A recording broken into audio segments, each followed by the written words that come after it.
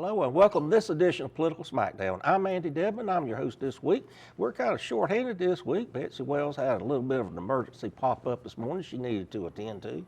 So as Rush Limbaugh said, I can handle these two with half my brain tied behind my back, so I ain't gonna worry about it. All right, guys, it's that time of the year. We've been looking forward to it. We have primary day. Most of y'all, when you see this, it'll be right before primary, some afterwards.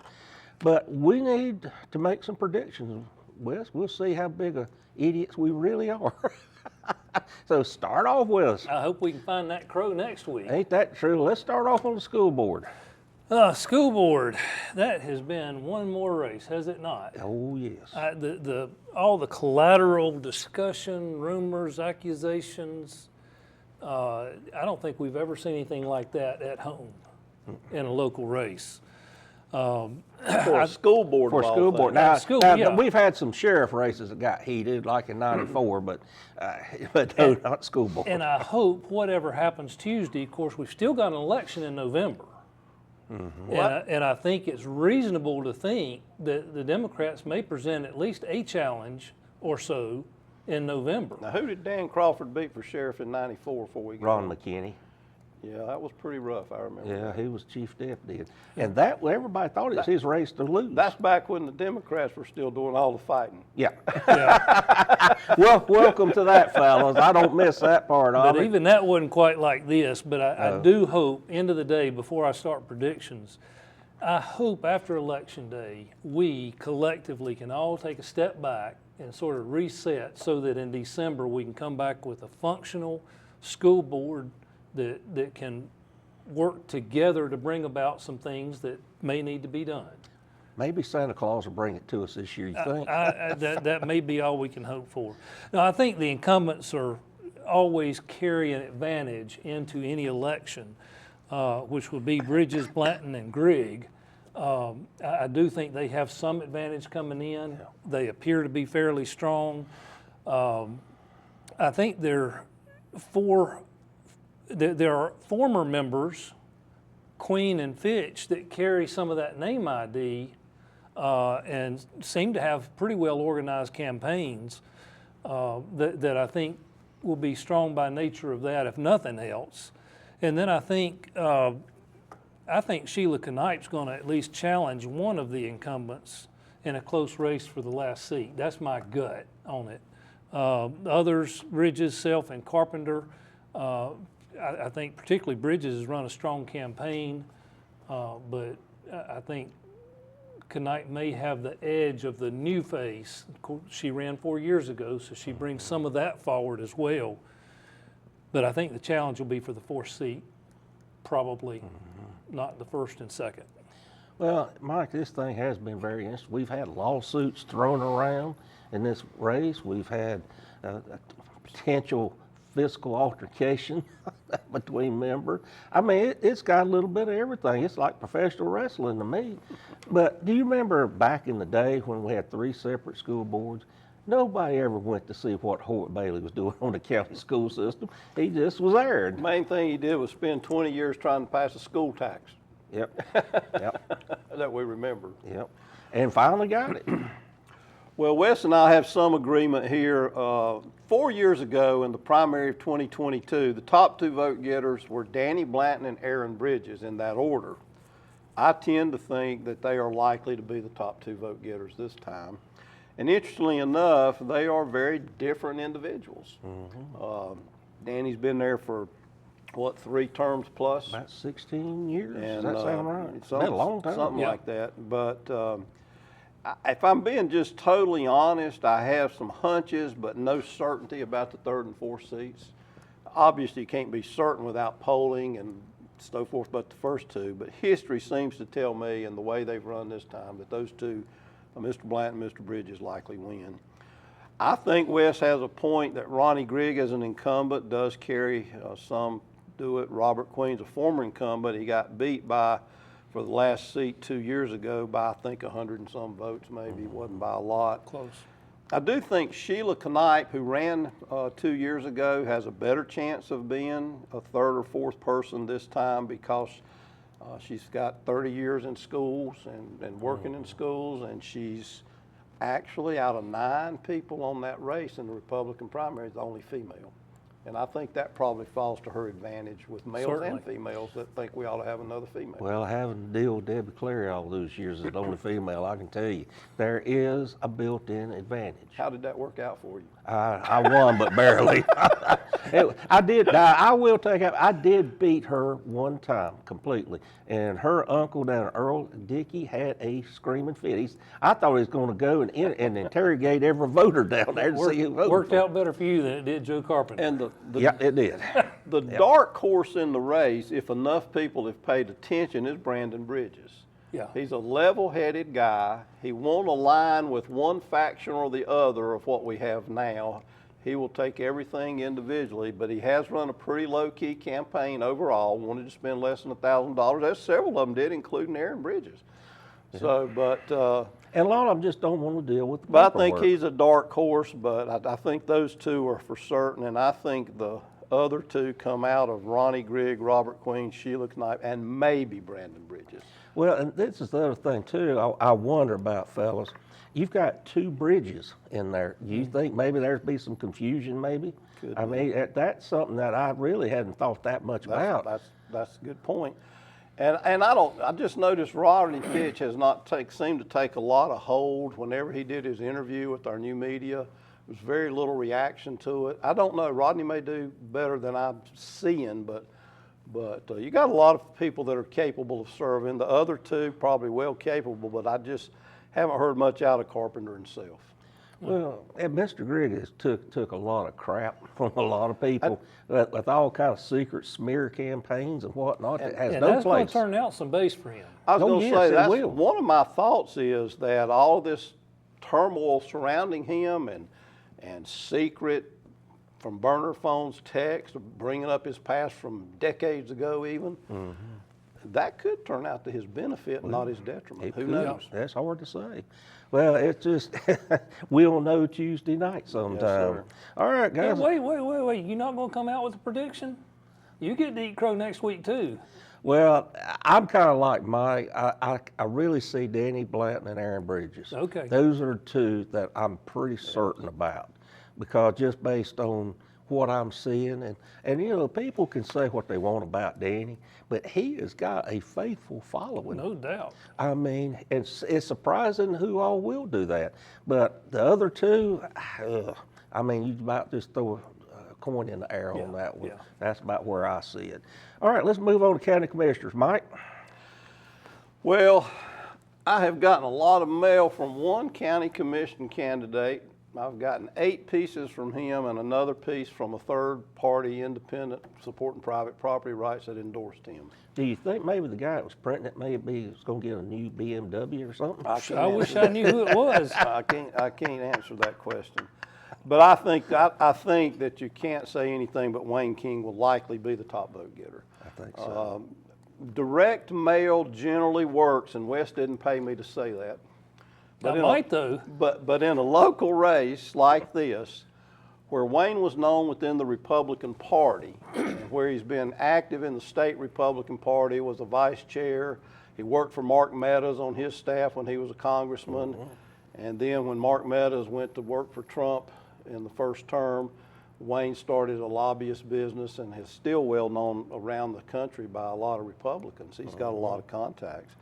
And I got tickled. Some people told me they thought it might hurt him to show his picture in 1 or 2 of these mailers he sent out with Donald Trump and online.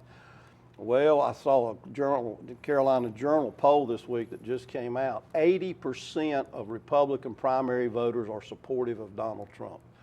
If you know Donald Trump like Wayne has and have met him a few times, you'd kind of be crazy not to do that in the Republican primary. Yeah. Well, the way it is in this So district, it's a yes. Republican primary. The second seat, I think, is my gut is that Denise Wright has an excellent chance. We have 3 pieces of mail from her. She ran 2 years ago, started getting name recognition, but I don't have the degree of confidence about that I do the others. I think that, frankly, I think Deb Hardin has acquitted herself well in what she has done. And she does have the name recognition, and she's got Clifford's Army, and Clifford's Army is a lot of people in It this is an county. army. And a lot of them will probably be in that primary. And of course, Laura Tharrington, I had mail from Laura Tharrington. I only thought I got one. It may have been two. They were small pieces of mail, but they were mail. And I think those are the only three people that did direct mail were Wayne, Denise, and Laura out of the 7. And I don't think Doug Bridges can likely pull it off, having been the one who voted for that budget and taken the wrath of that. But Doug is well known and liked, but one of those will be the second one. I tend to think Denise might, but I won't be shocked if one of those other two are. I think Wayne will be top. I do believe that. And I had a couple people ask me why he was running a campaign like this. I said, well, it's the only way he knows how to run one. I said, he's been involved at the highest level. It involved direct mail. He's probably done some polling. I don't know if he did, but he's hired a lot of people to help him with this. I mean, that's just how he knows to run. He's had people knocking on doors. Yeah, he has. I call it the Tim Moore retail method. So, but, it's just, people are critical, but, Wes, you just do what you know. And if you're going to run to win. And he's been fortunate enough to make enough money where he can put it in there. So, more power to him the way I look at it. But I really think that second one, if I had to lean, I would lean towards Deb Hardin for one very good reason. She has got a base of support that's a mile wide and half a mile deep. And it's the kind of folks that you just don't normally see. And she's quiet about it, but they do come out and they do support her. Yeah. I mean, she beat Eddie Holbrook, wasn't it, that's how she got on here. She got here. So that's my thought. Wes? Well, I'll go back to the incumbents carry some advantage into any given election, all things being similar. I agree. Wayne has certainly run the strongest campaign. I think that's going to position him in a mighty good place come Tuesday night. You get to that second seat, Andy, I'm kind of like you are. I don't know. I think Hardin, the incumbent, the Clifford's Army, I think that's hard to quantify going into Tuesday. I think Wright will be a very strong candidate. This is her second time running. Tharrington, I think, has come on pretty strong for a first-time candidate as well. But I think the fight's for the second seat, and I think it may come down to Wright and Hardin in a close race. We'll see. Well, and I think when you see guys, I think they all try to work. I mean, Doug Bridges has always been a retail politician. Yep. I mean, he doesn't go in for the mail and all this other stuff, and he just goes the old-fashioned way. And you can't discount him. No, you can't. At all. He's served well and knows an awful lot of people. Well, he does, and that's one thing that makes this thing a little unclear. Well, in the latter days of the campaign, beginning at the forum at least, Deb did kind of distinguish herself that she did not vote for the budget, that people are not happy with their tax bills about this year. If Deb would have done a piece of direct mail stating that categorically, that she thought they could have done better, I think I would have said I think it leans more toward her than towards Denise. Agreed. I would think so. But that didn't happen, so that's immature. By the way, speaking of direct mail, I've got enough direct mail. This is all from Republican candidates in the last 30 days or so, Andy. And I could start a bonfire with that. Yes, you could. There ain't no doubt. And folks, when you get that mail, I know it gets frustrating at times when you get so much, but just look at it and smile. Some poor old printer somewhere did that on your way to the trash can. You think about that. Well, and just remember, he's at BMW dealerships looking for a new car. Hardly. Well, folks, we're going to take a break right here. We'll come back. We'll talk about General Assembly races in just a second.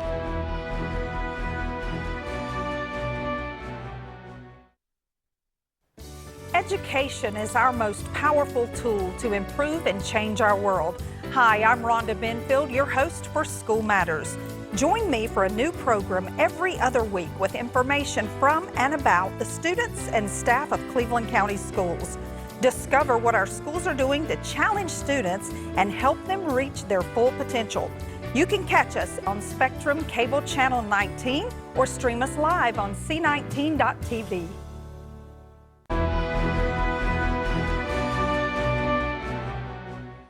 Welcome back.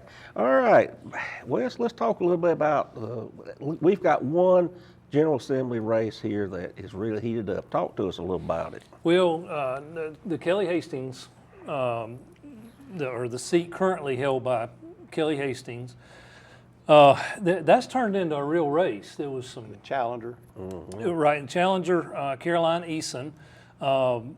This started a little bit rocky with some confusion for whatever the reason about who was going to run for that seat, and it's sort of taken a life of its own. Representative Hastings is well liked. He's got a solid conservative voting record, but I've just not seen the electioneering from him that I have from Dr. Eason. I think this is going to be a lot closer race than anybody thought just a few months ago. Well, let's say what happened. Though Kelly had announced he was not going to run, and for whatever reason, he changed on it.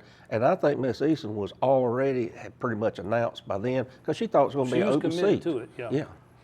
Well, I think this is going to be a very tight race. I'd hate to make the call today, but it's going to be much closer than anybody had guessed. And she's run a well-organized campaign. Talk about mail. How much mail have you gotten from her, Mike? I hadn't counted. I've gotten 5 pieces of mail from Miss Eason, and I have gotten 2 from Mr. Hastings. And you even had her knock on your door. And Miss Eason did knock on my door and ask for my vote. So, I mean, if I had to really bet, this thing's going to come down to the nitty-gritty, I think. And Kelly has been there a long time. He's got experience, but it's hard when you've got an up-and-comer, brand new one like that, and she is working hard. I mean, and she's taking him to task. Facebook's just got kind of ugly, just to be honest about it. I mean, she has really blasted him, and he's Well, returned she doesn't fire. have a record, and it's a whole lot easier to run with no record That's against true. somebody else's record. I agree That's somebody wholeheartedly. with 16 years of record. All right, Yeah. Mike. Well, I think it's a fascinating race. It's generational. It is. Kelly's in his, I guess, 60s, and she is in her 20s still. She's 25 years old and has only, in the last year or so, graduated from pharmacy school, become a part of the family business that has 3 drugstores. She's a pharmacist. She is conservative. I know people try to say she's not conservative, but everything I've seen that she's written and in my conversations with her, she's a conservative young woman. And Lord knows, Andy, Republicans need conservative young women. There's no doubt about it. Having said that, this is a Republican primary. And when I was looking this week on CarolinaElections.com, a big part of the voters that have voted in the primary to date are between the age of 60 and 80. Yep. They are the people who vote in primaries. That would seem to me to favor Mr. Hastings to some degree. So I guess the way I see the race is I think Kelly holds on, but not by a large margin. I wouldn't be totally shocked if Miss Eason upset him, but I think probably he holds on by 4, 5, 6, 7 points. I don't even know if it might be closer than that because it shocked me. I really have. For somebody who had absolutely no political background, she came out of nowhere. In Kelly's defense, he has a different understanding than Caroline has about why he dropped out, why he got back in, knowing she was already planning to get in after he said he was dropping out. They have 2 different opinions, and I've never sat down and put them both in front of me and tried to figure out where it's really at. But however it happened, it is good. But whether she wins or loses, Miss Eason probably has a future if she has. No doubt about that. She has. Well, Mike, while I'm there, you've got one particular state senate race you always like to talk that has statewide ramifications. Well, I listened to Carolina Journal's debrief this morning, Andy, and they say that the turnout per number of voters available is much heavier in Rockingham County, which is 53% of the vote, and it's not as high in Guilford County, which has 47% of the registered voters in Phil Berger's district, the pro tem of the Senate, and I guess the most powerful man in North Carolina politics in many respects. I think that's going to be a close race.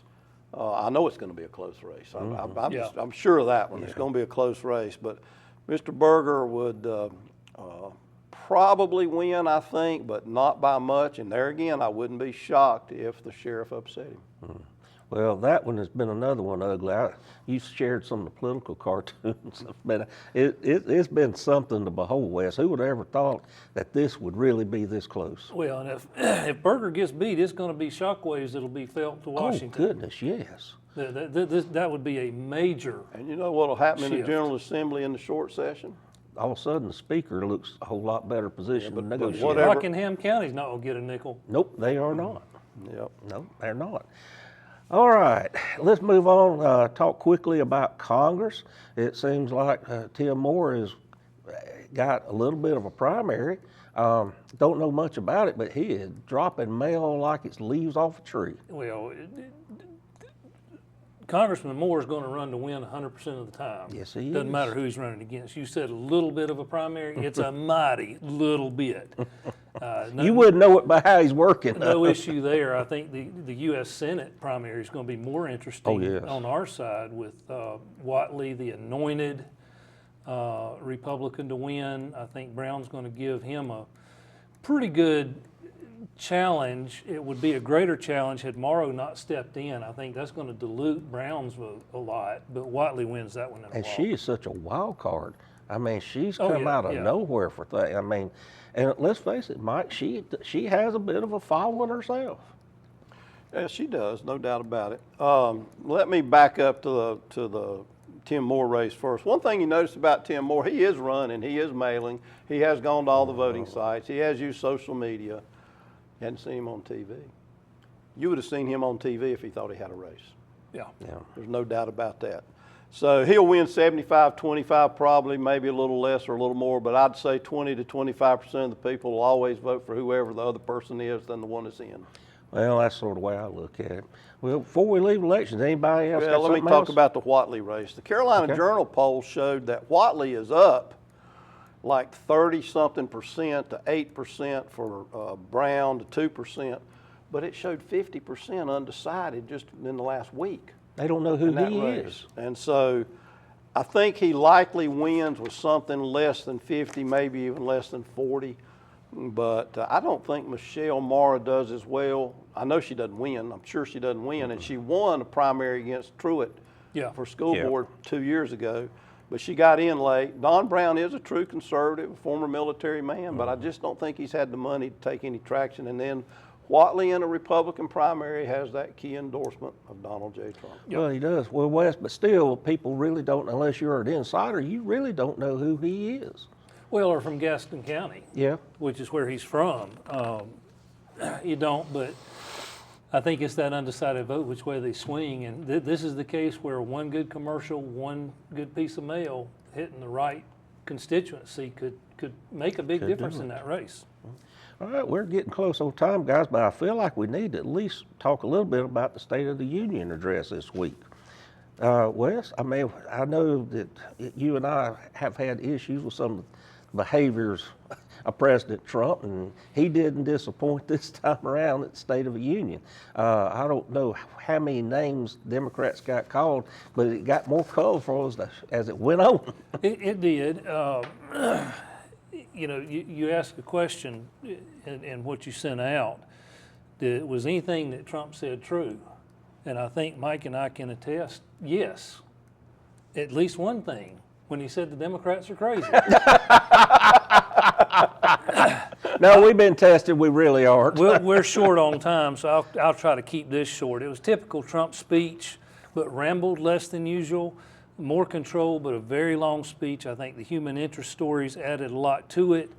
CNN Snap poll showed 64% positive. CBS had a poll, 75% positive.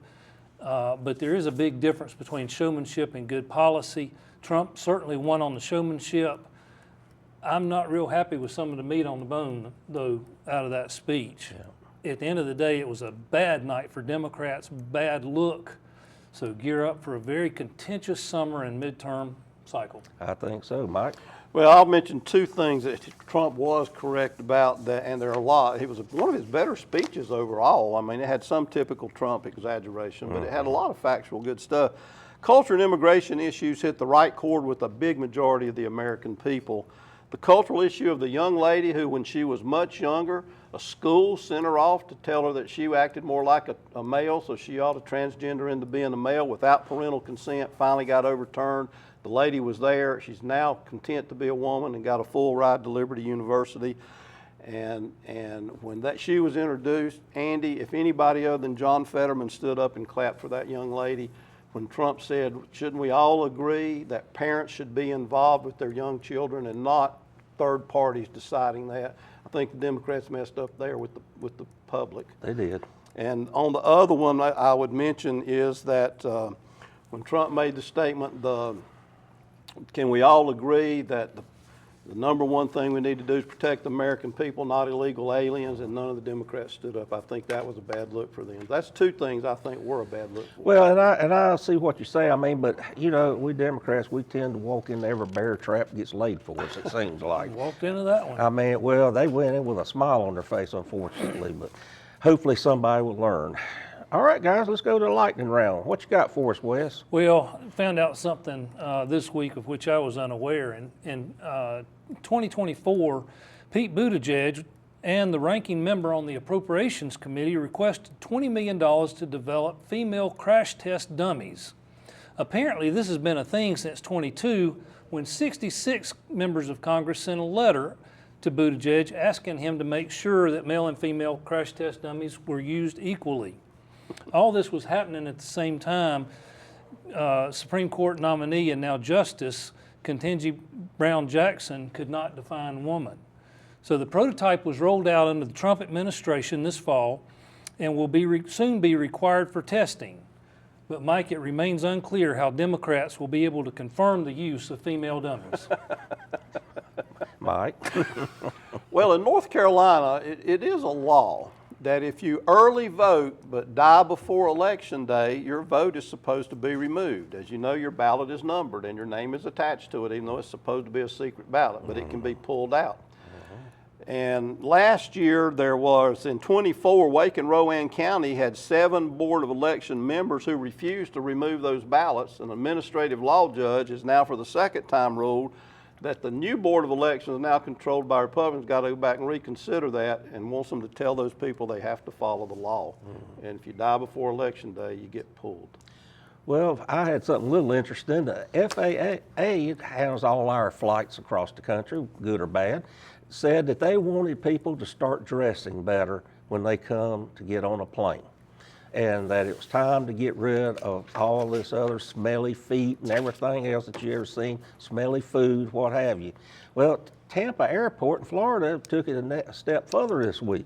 They said, do not wear pajamas. You will not be seated if you do. And then they said, we might even do away with Crocs.